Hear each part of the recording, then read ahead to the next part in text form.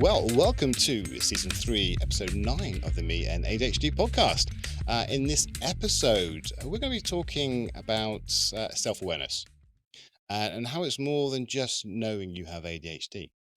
Joining me today to explain how his understanding of ADHD fundamentally changed how he approaches his day-to-day life. And then oh wow. Even when it's right in front of me. Joining me today to explain how his understanding of ADHD fundamentally changed how he approaches day-to-day life is Tik Toks Jayson Boocker. That's better. I probably know. You got there. Oh dear, there's no hope, I'm telling you. How you doing? Very good, very good. Yeah, no, thanks for having me on. It'll be good to have a little converse, a little chit chat. Absolutely. So for you then, I mean, I've seen your TikTok, and we have a little bit of a chat beforehand. But when did you start realizing that ADHD was possibly on the radar for you? So yeah, I mean, I would always say that I probably felt a little bit different, quote unquote different. I think I always sat out a little bit outside the box and wanted to do things in different ways, was stimulated and motivated differently to others, Yeah. is what I would say. Like, I never seemed to be able to, I know it seems cliche and easy to say, but concentrate or in the same way that others could and others found really easily. But I think, found ways to survive as often ADHDers do, especially when they don't know what ADHD is and why they are different.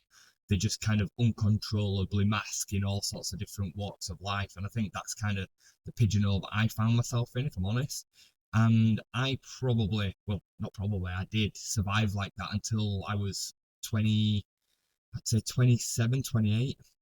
So I'm talking like 8 years ago now, 9 years ago, something like that. 35 now. My eldest son was diagnosed top of the spectrum for autism and ADHD at around 8 years old he was at the time, and it made me kind of start. Well, it took the blanket off my ignorance. Yeah. I was very old school. When I heard the term ADHD before, I'm not ashamed to admit it. I was very much a case of it's behavioural, it's taught, it's learnt behaviour, and the parents should do better. All of them kind of things would have 100% come out of my mouth at one time or another. And I started to have to kind of adjust and re-educate myself into first off helping him and helping me understand him, but helping him understand himself and what he was going through. And then as I started to kind of take the blinkers off, I started to apply a lot of what I was learning and reading and understanding to myself. And I'm like, hold on a minute, I'm in a completely different world here. And, a lot of things started to make a lot more sense. And the more I went down the rabbit hole, the more my kind of intrigue got the better of me, the more my understanding grew, and the more I started to realize I'd actually lived a life that was a bit of a fake. I'd lived a life and I'd created a personality for myself in so many different walks of life that actually wasn't me. So that kind of took me down a separate journey where then I started changing careers, changing, the way that my life looked, and I eventually arrived here. So yeah, that kind of gives a bit of an overview, I think, of how I got to today. Really, that's very similar to I guess a lot of late diagnosed ADHDers. Gone down like myself, going down the child's route first of all to help and support the child, and then things start sort of ticking these boxes. Like, hang about, this is, that's me. Is that really me? That's really me. Yeah. So sort of learning all those, and so you're doing it to support your son. Did that kind of like then start changing your mindset about how you viewed yourself and how you do things and what's going on? Yeah, so I'd always had a real problem with perfectionism. I'd always had and I think some of it is born out of parenting as well, and some learned behaviours. I definitely think that that's another direction and angle that I talk about a lot when I'm conversing online myself. But when I then started to apply what I'd learned about ADHD and how my brain was operating and working, I realised that I was unintentionally making myself suffer and forcing myself to operate and work in a way that actually wasn't designed for me at Yeah. all. It was designed for a neurotypical brain, and I was constantly driving myself through anxiety and fear and all of these kind of emotions to try and just fit in. And I, I mean, I am still, I would say, probably right at the beginning of my journey in terms of helping myself be my best version of myself. But what I now do know is that I have to do things differently. I have to apply things differently to the way that I operate, and I have to give myself a little bit more leeway in certain directions to be able to live a happy life. Yeah. It's no good just trying to constantly conform and fit myself into this box that just doesn't work for this brain. The fact that it is biological, it's not something that I can just choose to not be like. That was a difficult kind of pill to swallow for me. When I opened up and started to pursue a medical diagnosis, of which I'm still involved in the root of that at the moment. So I'm 2 years into a 3-year waiting list. So I'm not officially diagnosed, but I've done enough study. I mean, I've become obsessed with the ADHD brain and how I can help others and how I can help myself. Almost really shifting away from actually needing the formal diagnosis to do anything really. Yeah. It doesn't really change that much for me now. Um, so yeah, that's the stage of really where I'm at with that. Okay. So I guess obviously going down that rabbit hole, which so many of us do. I don't know what the percentage is, but I'm sure there are people who don't. They just get the diagnosis or whatever, and then just crack on with life. But as for so many of us, it's our first, I guess, known um, sort of real sort of. So I forgot the word now. A real focus, the hyper focus. There we go. It's the real hyper focus. We go down that, and we for so long we go into all the detail. We need to know. We need to know. It's not good enough just to know it's ADHD and this can happen. This can happen. We need to know everything about it. Yeah, And we find that by the time you go to an assessment, you've done so much research. You're there because you are convinced everything that you've read and researched and put into practice in your own life, and it's all shouts out ADHD to you. Um, so it kind of like it does make life make sense in a way, your past life and your existing life sort of now. yeah, So it's it's a huge thing for a lot of people. And I don't think a lot of people understand if they haven't gone down that sort of pathway, and they are neurotypical, to coin a phrase, is that it's not something that we just think about briefly. It's not, okay, someone's told me I might be ADHD. Okay, I put myself on a waiting list, and then you crack on with your life. There's a lot of research we do. You know, um, I mean, my journey on that, Darren, was very much a case of like what is wrong with me, what's going on for so long, for so many years, especially through, I'd say, from 25 to 28 before I heard of the direction that my son was going in. I kind of hit this wall in my career at the time where I was constantly struggling for motivation, constantly struggling to kind of operate in what I saw other people doing really easily and really simply. Um, I'm not saying that things didn't come up earlier in life. They absolutely did. I think through my teenage years, and I've kind of analysed this later on in life. the way that I could apply myself to certain things and then have no interest whatsoever in others, the way that I could firefight like nobody else when my back was to the wall. I could come up with all the solutions and all the answers, but when I had the time on my hands, I just procrastinated myself into oblivion. These things started to make a lot of sense. And so, yeah, I think to kind of come back to your point, I I then picked my way through that. Yeah, You know what I mean? And yeah, I, I resonate with exactly what you're saying. It's not something that you can turn on and off. Like I said, when I first approached the doctors for a diagnosis, it meant more then because I kind of wanted an answer. But as then I've gone off and studied and understood and researched, and probably I'm I say this loosely, I'm probably now more qualified than the people sat in front of me talking about ADHD because I've gone and fixated on it that much. I've studied, so much. I've spent so much time with my son asking him questions and understanding how our brains align, how my brain kind of compared with his at the same age. I can start to pick this together, and um, I think I've made enough sense of it to know that that's the case. And then what I do with it now next is the real question, and how I kind of now can continue to grow and continue to help others. I've had not to turn over too many pages at once. You might have to stop me if I just carry on rapping. But I've got myself an ADHD coach myself now, to help. Well, I've been with her now 4 months, I think it is, maybe even longer. And it started off more to help myself understand more and learn, and now it's developed more into a case of, right, how can I apply that, take that on board, and start to help others.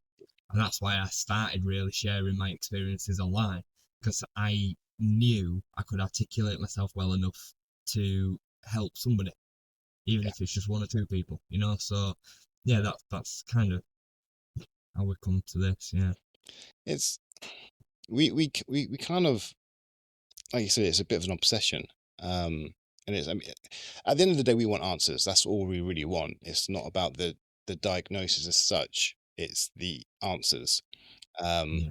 and unfortunately, when you get the diagnosis, you're given the diagnosis, and then see you later. Bye. Have a nice life. And I found that it's across the board for industry wise. That's what generally happens. You're not given a lot of information as a standard afterwards. So our kind of like research and everything continues, because Yeah. there's what I've sort of come to realize in my own head, that I need to stop thinking about ADHD and living with ADHD as one thing. It's not. You got the diagnosis of ADHD. ADHD is this. Okay, these bunch of symptoms gone on for so long, and that intensity, and that's you know um kind of how it sort of shapes us. But when it comes to living with ADHD, there's so much more on top, and that's something that can really be completely different to a lot of people. Yeah. Because it is your surroundings will shape the presentations of your ADHD, your family dynamics, so social surroundings, your education, work, all of that, your presentations, how it all comes out can be, can be all changed, and either increased in intensity or decreased by everything else around you.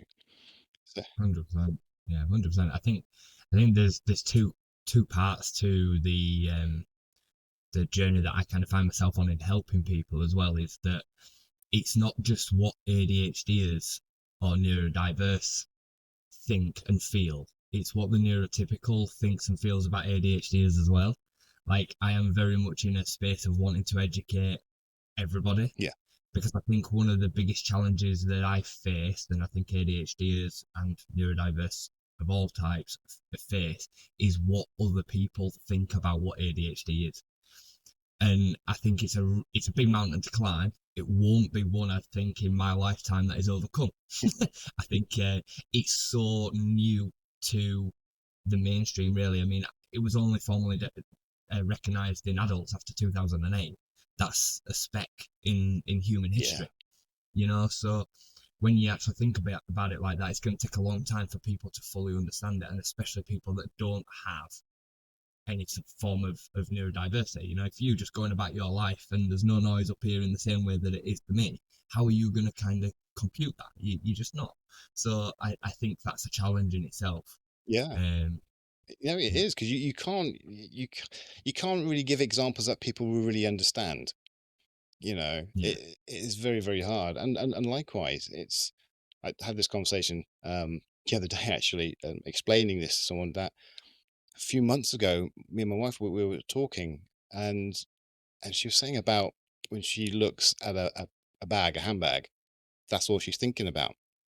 Because for years I've said, I used to say to her, look, whatever look she's got on her face, I say, oh, what's on your mind? What are you thinking about? She goes, nothing. I'm like,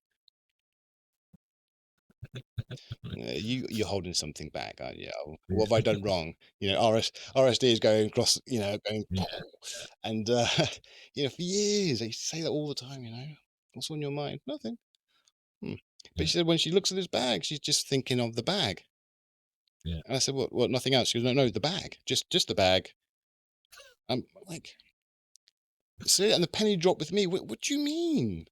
I yeah, don't understand what you're saying because I can't think in my head. How can you do that? How can you not have lots of conversations at the same time?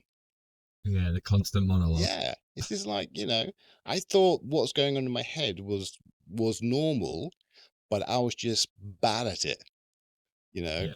Yeah, Um, but she's like, no, no, just think of one thing. I'm like, don't get it. yeah, I don't literally don't understand what you mean because that's just not something that has ever happened. yeah. It is funny. It's funny because like I've been so consumed with this now for what seems so long. I can't remember anything else.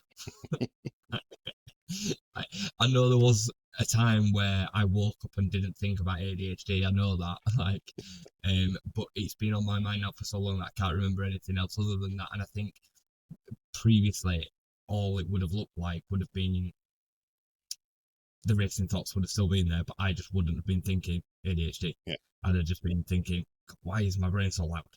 And like why is all this going on at once? And you're absolutely spot on. It's extremely difficult to explain it to somebody because all they will hear is you.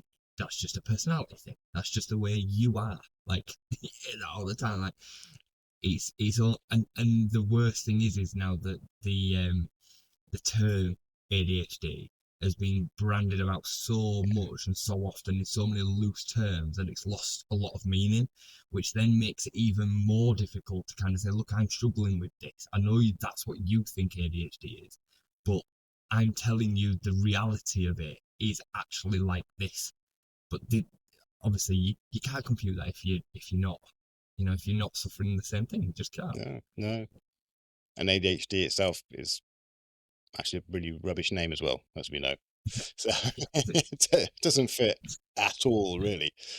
Um, but to go to well improve your life, you have to do something about it, haven't you? So you've got where your struggles are. Um, I mean, I found out that I had struggles that I didn't know I was struggling. It was just normal to be that rubbish at something. Um, you've got to look at it. You've got to think, why am I struggling? What is actually going on? And you find there's things that you naturally put in place as a coping mechanism, and there are a lot of things that you have to think about and work out what is a good thing to do. And this is what the whole self-awareness is just knowing in depth how you can support yourself because no one else is going to. Yeah, yeah, yeah. Yeah, very, very true. I mean, again, I think over the years of the things that I've done to replace that coping mechanism or create that coping mechanism can be extremely harmful. Addictive personalities, the things that you can go towards. And thankfully, I've never had any substance abuses, no issues with drink. But I think about like, as an example, when I was first going into adulthood, I used to spend a lot of time and money on video games. You may have heard of like um, microtransactions Okay. on games.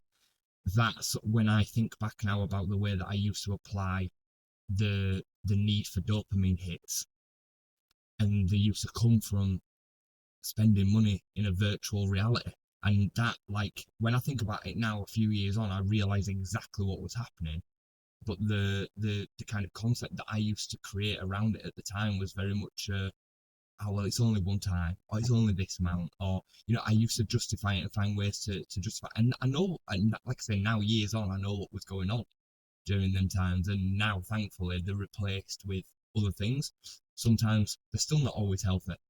Sometimes I love takeaways. I love fast food. So for me, I know I get some a certain amount of my dopamine hits from that, but I also am aware enough to know that I can take myself off and have some quiet time, and I can find the same peace and create different ways for my brain to cope that isn't toxic. And that's come from years of creating awareness and understanding around what is happening. So yeah, I think you're spot on.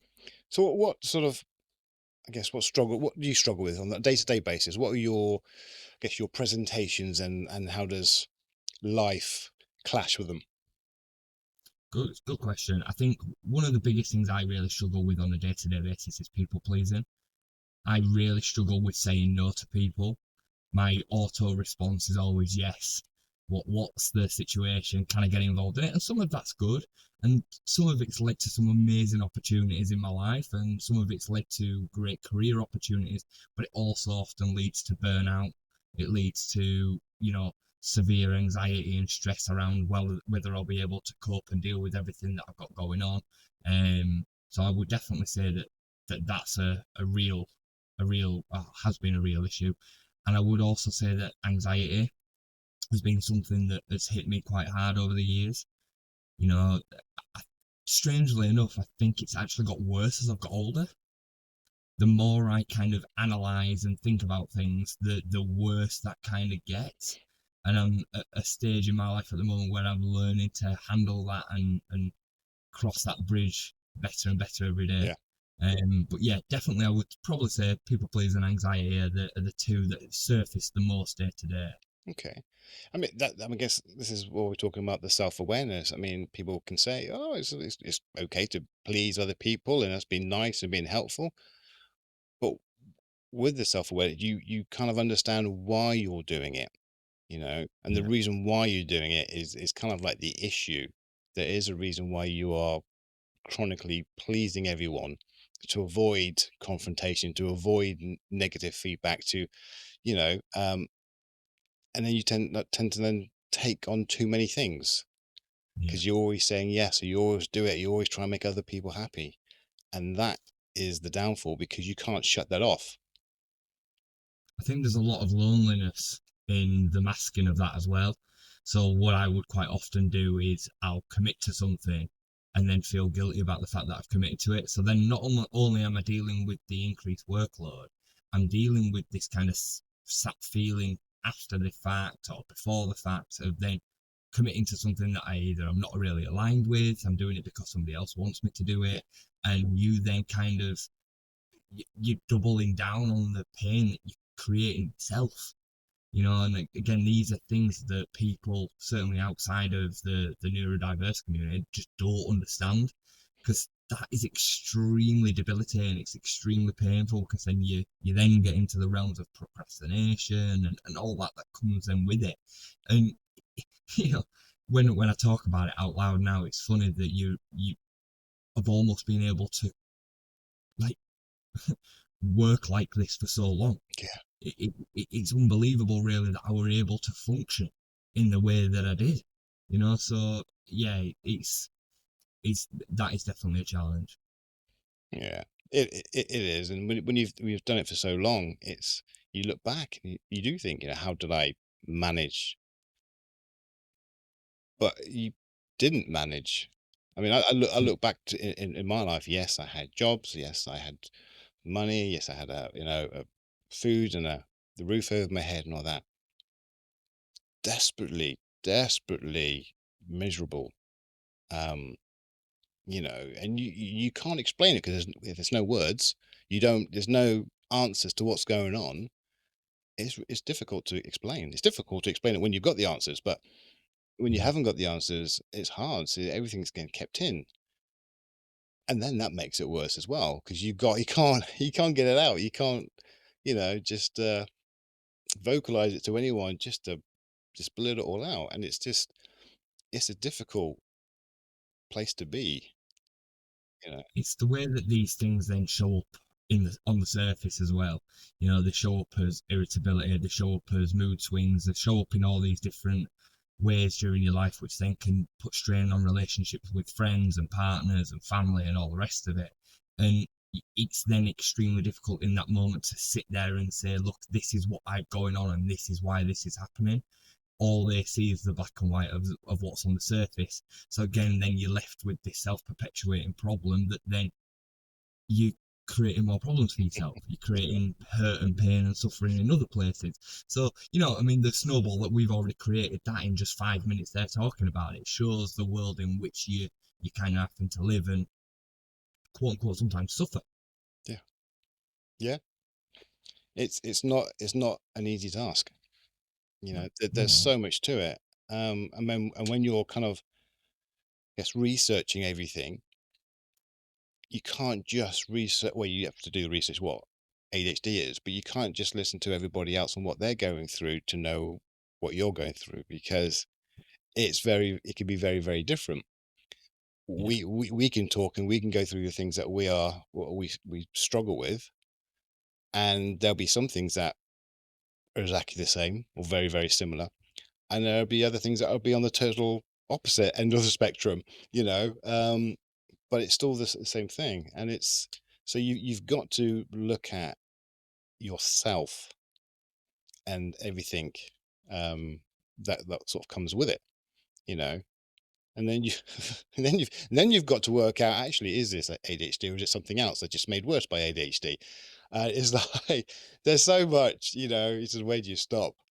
Where do you stop? I think some neurotypicals, and I've dealt with a little bit of this online, and I hate the idea of making it an us and them thing. I don't subscribe to that at all. Like we're all one, really.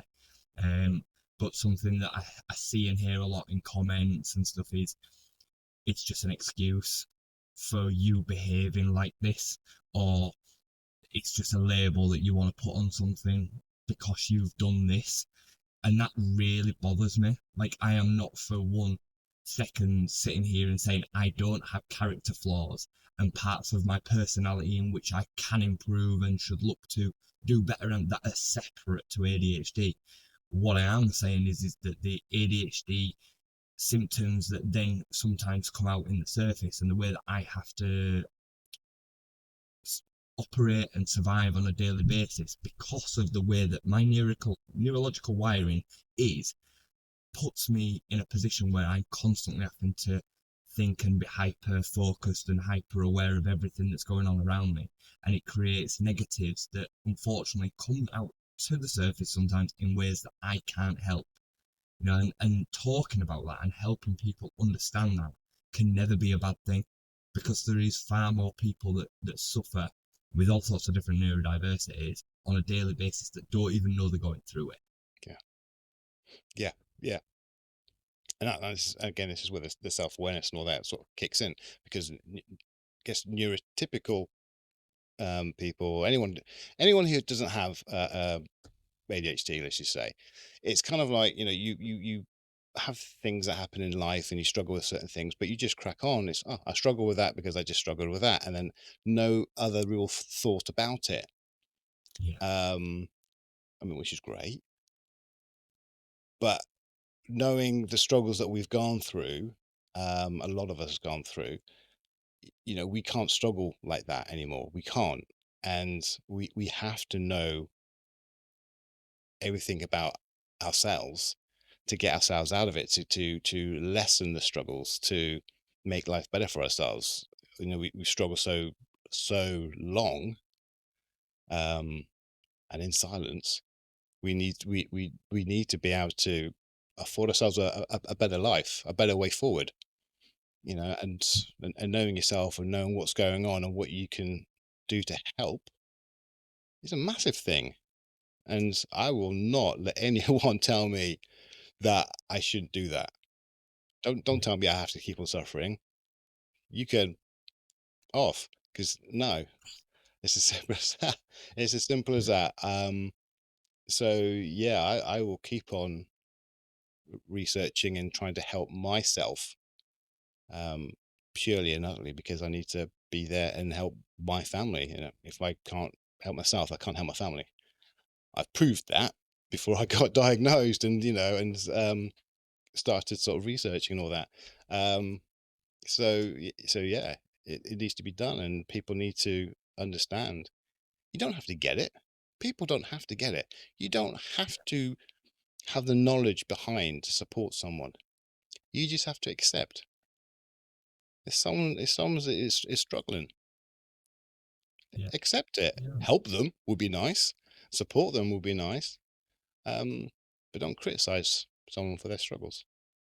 yeah, yeah, 100%, 100% agree.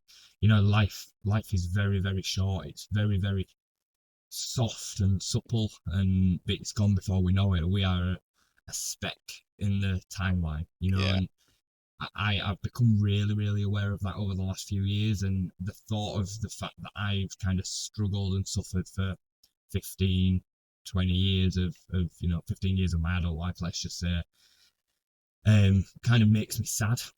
It makes me sad that I have built characters and masks that I've worn that weren't me, and have existed in my adult life for so long in a way that wasn't me. It makes me really, really sad.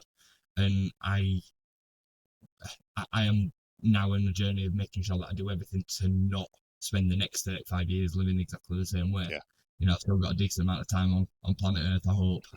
And I would like to believe that I can do it in a world in my head which I fully believe in, and also do it helping others do the same. Because I know now walking this path, there's going to be several other people that come along that live exactly the same. So, and that again makes me quite sad. So, yeah, it is a sad and lonely place to be.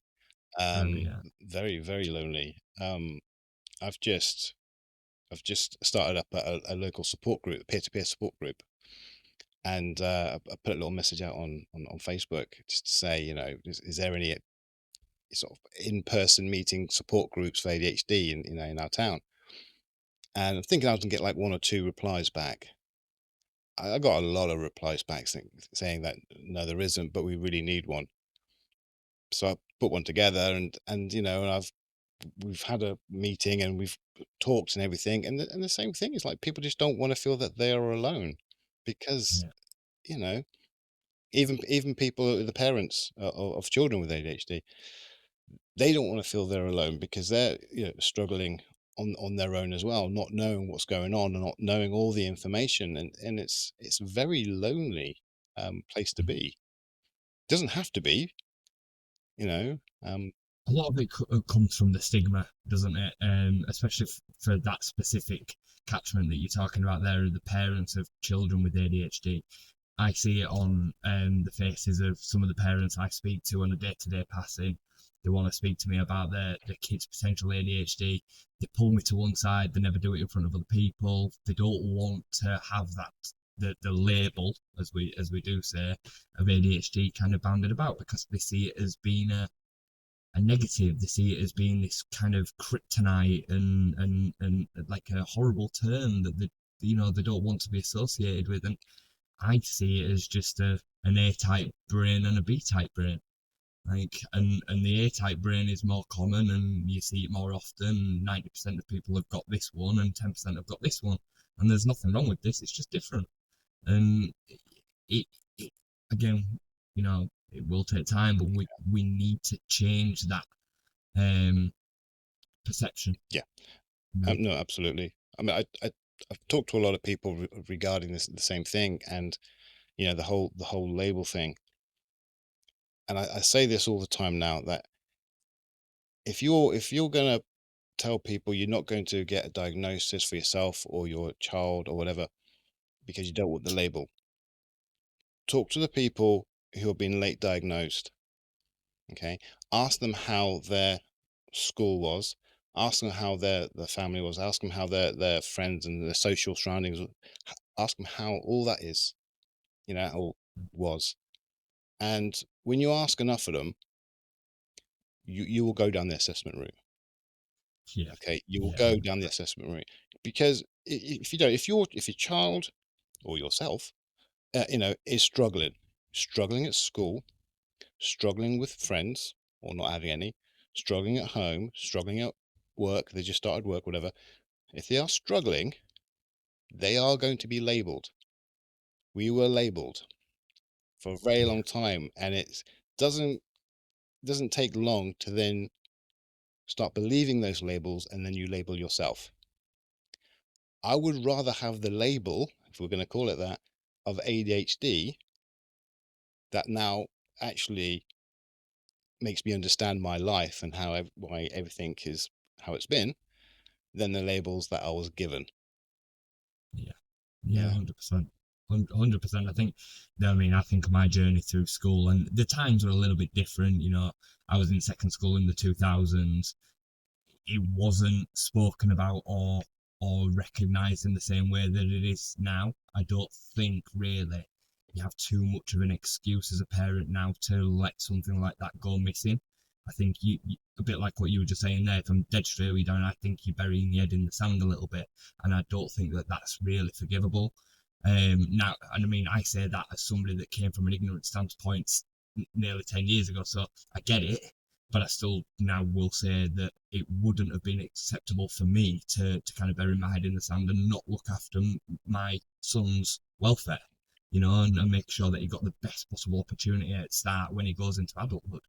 But the situation that I had when I was a teenager it was very easily missed. And then there is the complications as well around the fact that you become very good at masking it. Usually ADHDs are fairly intelligent. They find ways to be able to exist and survive and manipulate and work things into their favour and survive. They then find coping mechanisms and solutions into adulthood that kind of fit the bill and get you by so far. But at some point, you are absolutely right. The kind of bell will hit, the plane will land, and you will have this realization that you were living like this, and you'll have a grieving process of the time that you've lost and the person that you pretended to be. And for me, like I said, that happened in my 30s. I've spoken to a lot of people since I started sharing my story online that say that they found this in their 50s and 60s, and that's mind blowing. That is absolutely mind blowing. I mean, that's over half their life. yeah, that's me. Yeah, and it is like that's absolutely mind blowing to me. And imagine that you'd have had a situation in which you'd have been able to start understanding this from being a teenager, where your brain was still forming and learning and understanding. The start into your adult life would have been so different. And I mean, look, we all have a path, and I don't think you can then live in regret, and I don't believe in that either. But if we can then help somebody else not have to find out that late, then great. Yeah, yeah.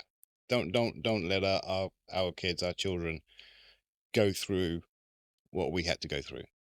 Yeah, yeah, So, so I mean, we've also, on the conversation beforehand, you said about the assessment, the waiting list you're on at the moment, that you don't really need the diagnosis now.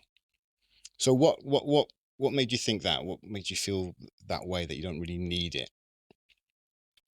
I think just the sheer amount of education and the sheer amount of talking I've done, the coach that I've got, she's brilliant, and what she's done for me in being able to kind of understand it, recognize it, put proper things in place to help myself on a day-to-day basis has been really, really good. And I think all I now see the diagnosis as is basically confirming what I already know. Yeah, The more I've educated myself on it, the more I know it to be the case. At the start, I kind of thought that this might be a thing. Now I know. I can almost diagnose myself. um, and even if somebody came back to me and said, no, you don't have ADHD, I still would know that I have ADHD. That's how kind of passionate I am about it. And nor would it change my outlook on it and my desire to help people with it and change the stigma and the way that it's looked at. It wouldn't change a thing for me. So I will still go to the assessment when it comes, and I will still go through the process of having that done. But I don't need it. I have back and forth looked at the opportunity for right to choose during the last, I would say, 6 months or so. But because the right to choose wait times have grown so Yeah. much, they actually overlap the next year that I've got waiting for the initial response that I went for in the first place. So I've just kind of left it along the side of what I've been doing. I'm just continuing to educate myself on it, continuing to help my son and grow, my son's start, and then looking at what I can do to build my knowledge bank up to help others. That's really where I've got to. So yeah, I hope that kind of answers the question. But it just Yeah. purely comes more down to education and the things that I've put in place to help myself along with it. Yeah, no, absolutely, and it, like I say, it ties in for what we're saying about the self-awareness. If without the self-awareness, you'd be going, "Yeah, I need that diagnosis." Yeah, I need yeah, that help. I need that support, that direction. I need to, but you have, a, a decent amount of self-awareness now to know that. And if, and I was actually going to ask about the medication side, but again, it comes down to what you're struggling with, because medication doesn't help with everything to do with ADHD. And if you're not struggling massively in the areas that medication can help, there's really no point in having it, and so there's no point in having the diagnosis. The self-awareness is fine. You're putting the other things into place, all the other strategies, coping mechanisms, all those things in place which are going to help you. yeah. And that's what you need. I feel very conflicted when it comes to the medicinal route, like for whatever reason, and it's probably not one to get into today, but my kind of angle towards substances is a little bit skewed. I don't think that anybody should do anything or not based on what I say when it comes to medication. I think my son's medicated, and I know for a fact it makes him a completely different person. He's able to, you know, structure himself, he's able to hold conversations, he's able to regulate his emotions, he's able to focus. He can be a quote unquote normal person for the time until it wears Okay. off. And when it wears off, I know it's worn off. you know, Yeah. he's, I still love him nonetheless, but I know it's worn Yeah. off. So I think if that's a route that you want to go down, you should. And I think if it's a route that you don't want to go down, you shouldn't. It's as simple as that. Like I think there is many ways to kind of skin this cat, as it were. You can definitely do this holistically. I do think it's probably a bit easier if you can bring in a control drug that works for you for a period of time. But I still think there's an underlying section of your personality that will need to be coached and guided, regardless of that. Yes. Yeah. There's still going to be things that you're left with in here come the end of the day, whether you're medicated or not, that needs something else. Yeah. Definitely. 100%. I came into it, um, when I decided about medication. My knowledge wasn't right up there, but I knew that's where I wanted to go. I just, because I knew someone else, who had a child, went on to medication and saw the difference. Brilliant. So, yep, I want it. And I was struggling, and my son was struggling. So we went down that route, and it's worked for us brilliantly, absolutely brilliantly. But over time, sort of, and you keep on doing the research, you keep on trying to understand what's going on and why things are how they are, and the medication side of things, and what they work with and what they don't work with. It's the medication needs to be looked at the same as other strategies and things that you put in place, be it seeing a therapist, being it having ADHD coaching, doing things to help you remember to, do things along the day and help you to concentrate, and all those things. You can't you can't just do one of them. because you will fail. You need to put other things in place as well. So yeah, I'm medicated, but there's a lot of strategies I put in place. The yeah. medication has allowed me to put a lot of those strategies in place. But, but when I'm off my medication, and I was for a while, those strategies were still there and I still Yeah. used them. Um, and so the thing for me is that you got to look at a whole rounded, be it call it a holistic view if you want, approach on doing it. You can't just look at one thing. You can't just look on just one thing to help you get through with ADHD. It's It's everything. no it's no different to any other Yeah, medication, is it? You know, if you take painkillers to drop the pain of something that you've got suffering, you still need to sort the problem out at the end of it. yeah, You know, like it's no different. You know, antidepressants. You know, antidepressants work for a period of time. I've taken them in my past after a grievance. I know what they do, but I still needed to have a period of mourning, a period of then sorting out the crux of the problem, which they allowed me to do.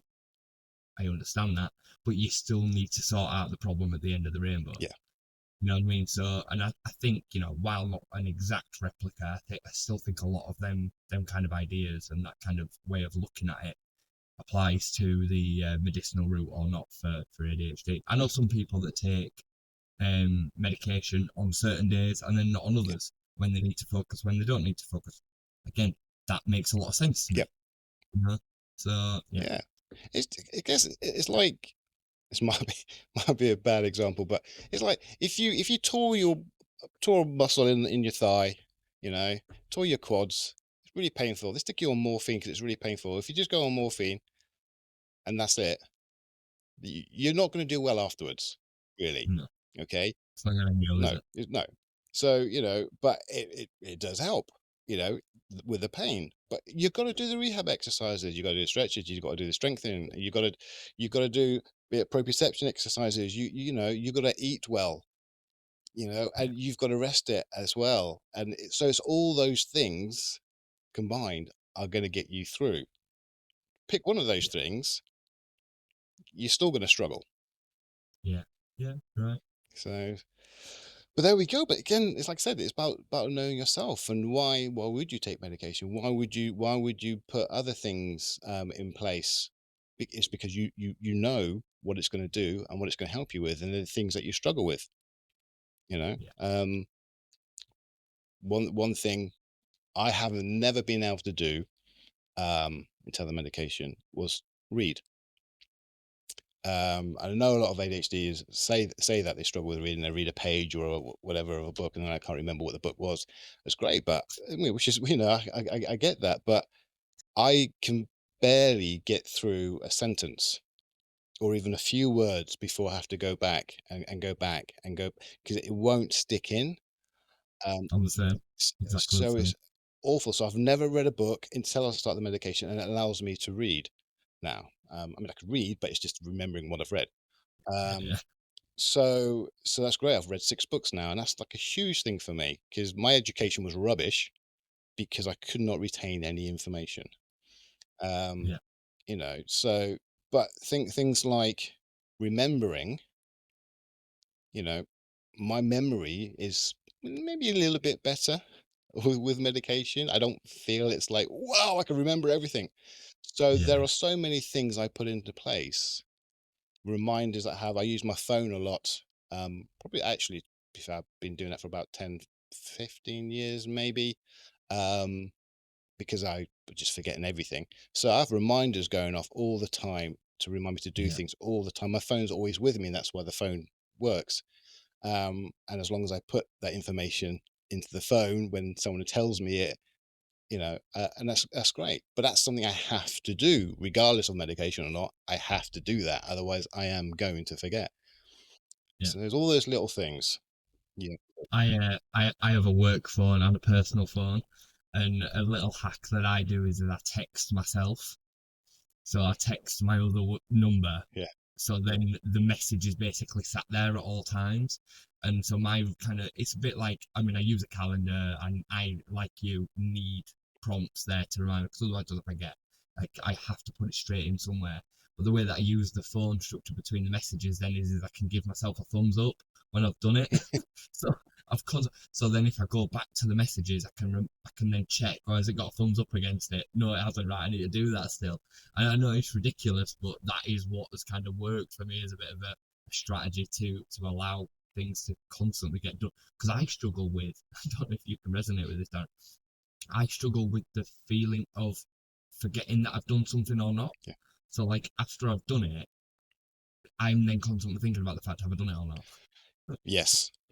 Yeah. I did. I thought again. This comes down to this is where you really deep dive into the whole self awareness thing, truly working things out. For a long, long time, I used to think that when I lock the car, get out of the car and lock the car, I lock it multiple times.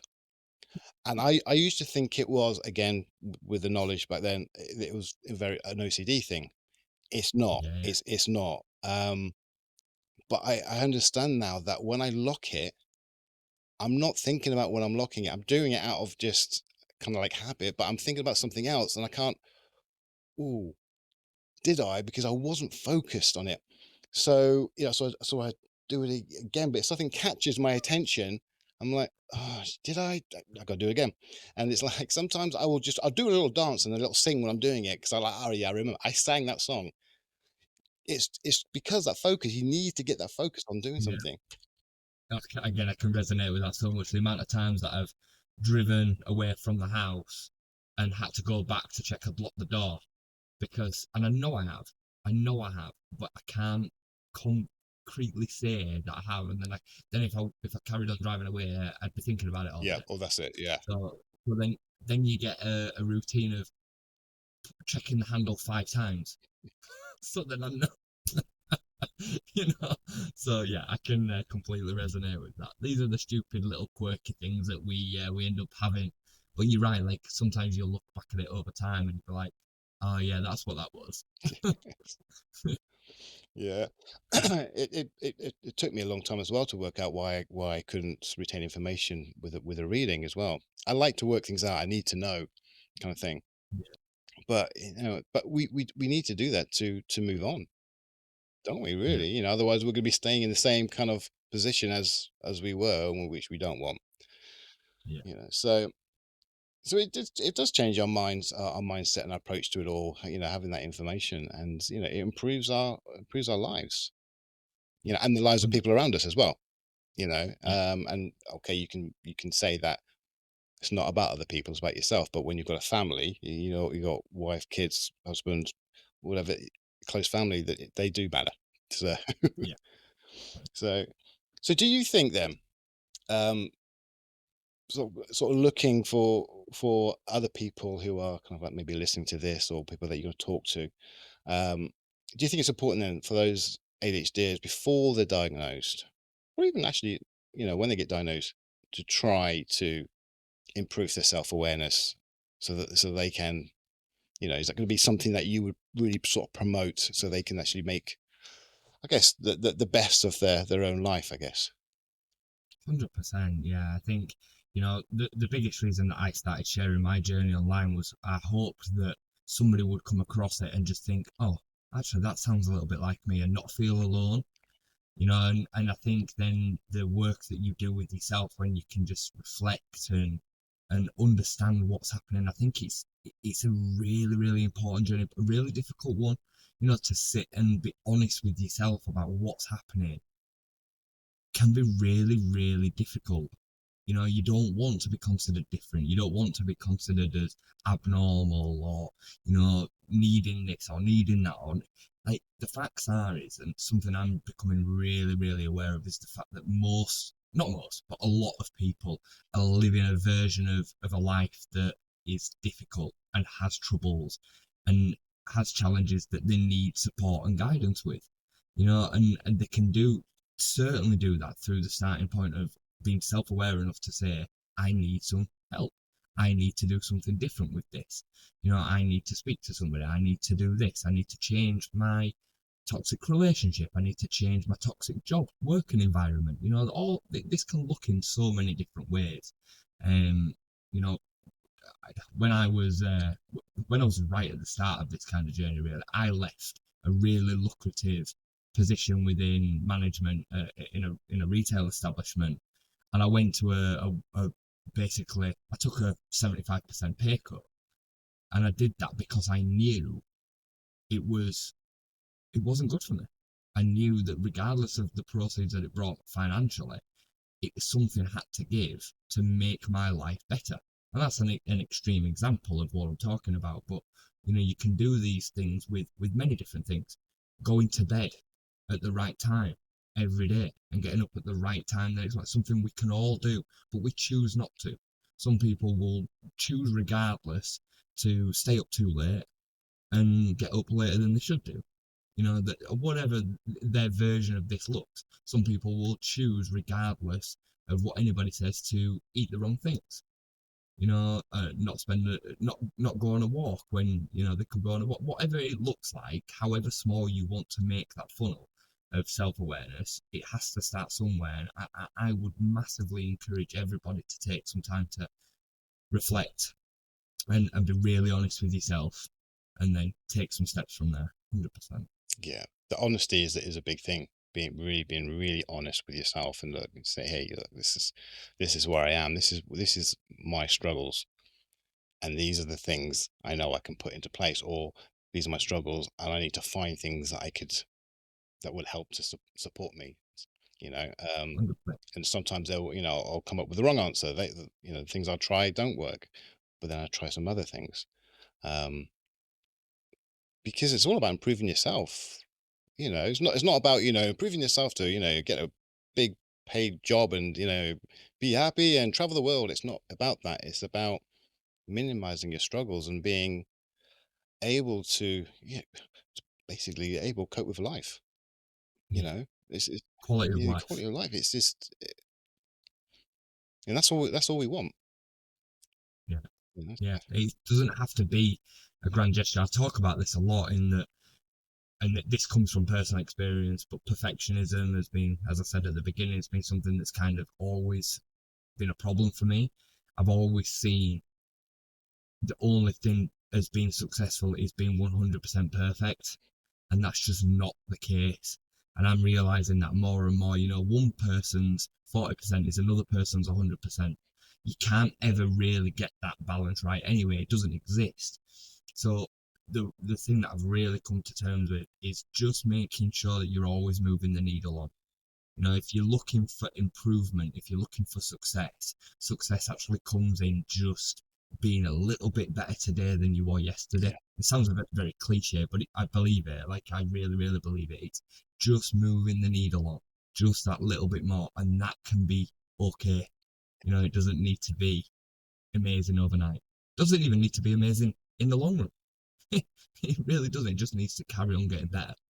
yeah, yeah. It's just that one step at a time. It's managing those expectations um, of what you want to do. I'm very similar to you regards to.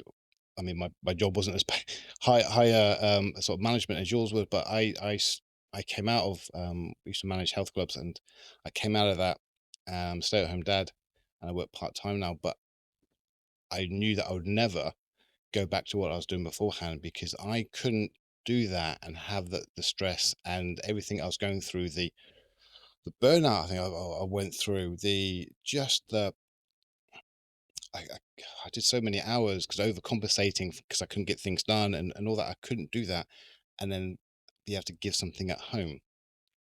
Yeah. So again, that comes with the self awareness. I'm self aware enough to know I can't do that and do home, and Yeah. home is more important. So I've got a job now that's part time, but I guess it goes against the grain when it comes to ADHD.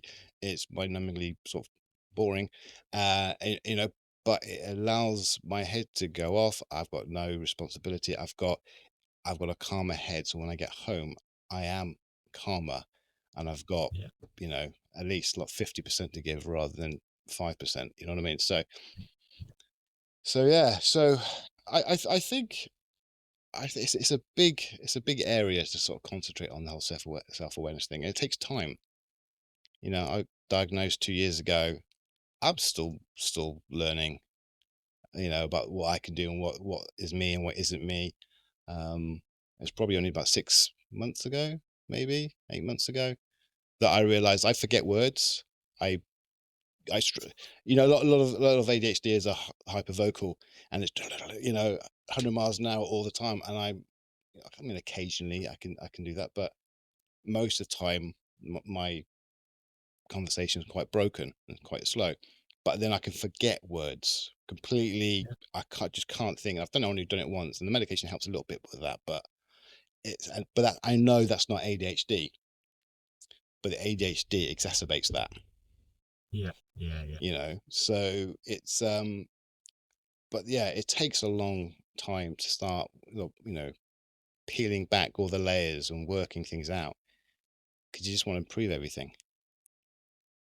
100%. And one thing my coach always says to me is to maintain patience with yourself and be kind to yourself. And it's not something that comes naturally to me. I don't think it's something that comes very naturally to a lot of Yeah, ADHDers. Because of RSD and because of all the other things that's kind of connected to the way that our brains work, perfectionism being one of them as well. We then think, no, I need to work harder. I need to put myself under more stress to get to where we want to get to. And it, again, as you say, then exacerbates the symptoms of ADHD. Just makes everything worse. So if anybody takes anything from a self awareness journey today, it's that be patient, be kind to yourself, take your time. This doesn't need to be done in a day, a week, a month, or even a year. It can be a period of a long time that just continues to see your quality of life improve, and it will. yeah, absolutely. It will take a while, and your life changes. Things happen. Things, be it you get a different job, be it you have children, be it you get married, things do change. So there'll be more things that you need to work out about what to put in place. So, but it's a positive step, you know, So, and it needs to be done for a lot of people. So, but seriously though, it's been really nice having you on. Um, thank you for having me. It's been really, really good to chat about it. I absolutely love talking about it. I've got to say, I do. I've become very, very passionate. It's like I'm a passionate sport fan. I feel the same talking about ADHD that I do talking about football or boxing. Like it lights me up. it's And I love the idea of me and you talking today. And like I said, I've said it a few times. Just one person coming across it and thinking, these guys have got it. They understand it. I feel better as a consequence to it, and I can take this and do something with it. yeah, That's a really good place to be in. So yeah, fingers crossed that's how people have seen it. yeah. I know. I hope so. I hope so. It's kind of like the reason why I do this is to give people to give guests a voice, and to spread the awareness, obviously, and to, like I say, it is nice to talk. And I've never had a voice beforehand. I'm not a conversationist, as you can probably tell. Um, I don't do chit chat, the small talk kind of. I find that really hard to do. Yeah, And if you then started talking about football, whatever, with me, I would struggle. I would struggle. But and then you go back to ADHD, and I'll be back in there again. It's the yeah, yeah, one thing I feel that I can just be myself and just talk about, be open, and the mask comes off, and it's all great. yeah, And that's what we need. 100%. Yeah, I agree. Right then. Again, thank you for coming on. Thank you for anyone who's listening. Well, not listening now because this is pre-recorded, but hopefully listening afterwards. It's I'll put your link on the podcast. So if people want to follow your social media and your journey, they can do so. Um, Please. but for everybody, as always, be good, be kind, and remember, you're not alone. Thank you.